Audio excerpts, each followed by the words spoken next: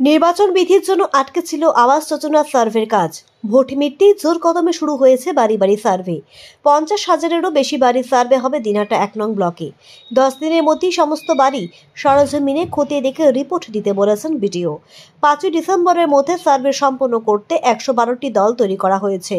সরকারি কর্মচারী ও কন্ট্রাকচুয়াল কর্মচারীদের নিয়ে তৈরি 2 বা 3 সদস্যের দল প্রত্যেকটা গ্রাম পঞ্চায়েতের বাড়ি বাড়ি ঘুরছে। কোনো রকম বিতর্ক এড়াতে আচমকা হাজির হচ্ছেন বিডিও। সার্ভের কাজ সম্পন্ন হলেই দুটো টাকা ঢুকবে উপভোক্তাদের অ্যাকাউন্টে। দিনহাটা 1 ব্লকের বিডিও গঙ্গা ছেত্রী বলেন, 5ই ডিসেম্বরের মধ্যে বাড়ি বাড়ি সার্ভের কাজ সম্পূর্ণ করার নির্দেশ দেওয়া হয়েছে। 111টি দল ব্লক জুড়ে সার্ভের কাজ করছে। প্রতিটি বাড়ি সরজমিনে খতিয়ে দেখে মোবাইল অ্যাপের রিপোর্ট দেওয়ার নির্দেশ দেওয়া হয়েছে। প্রশাসন সূত্রে জানা গিয়েছে, 2018 সালে আর্থসামাজিক পরিস্থিতির ওপর প্রাথমিকভাবে ঘর প্রাপকদের তালিকা তৈরি হয়।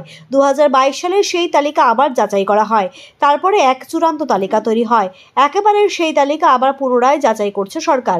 2022 সালে চূড়ান্ত তালিকা দেখে বাড়ি বাড়ি ঘুরছে সরকারি দল। উপভোক্তাদের বর্তমান পরিস্থিতি খতিয়ে দেখছে তারা জীবিত কি মৃত রয়েছেন তা যাচাই করা হচ্ছে। তাদের পরিবারে কেউ সরকারি চাকরি পেয়েছে কিনা তার খোঁজও নিচ্ছেন সার্ভের দল। সম্প্রতি আর্থিকভাবে স্বাবলম্বী হয়েছে কিনা তাও নিজ চোখে দেখে নিচ্ছেন তারা। তারপরে সেই পরিবারের বাড়ির ছবি তোলা হচ্ছে, সরাসরি মোবাইল অ্যাপে তা আপলোড করে দেওয়া হচ্ছে।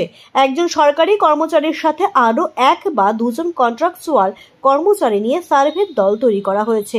50,000 বাড়ি তারা পরিদর্শন করবেন।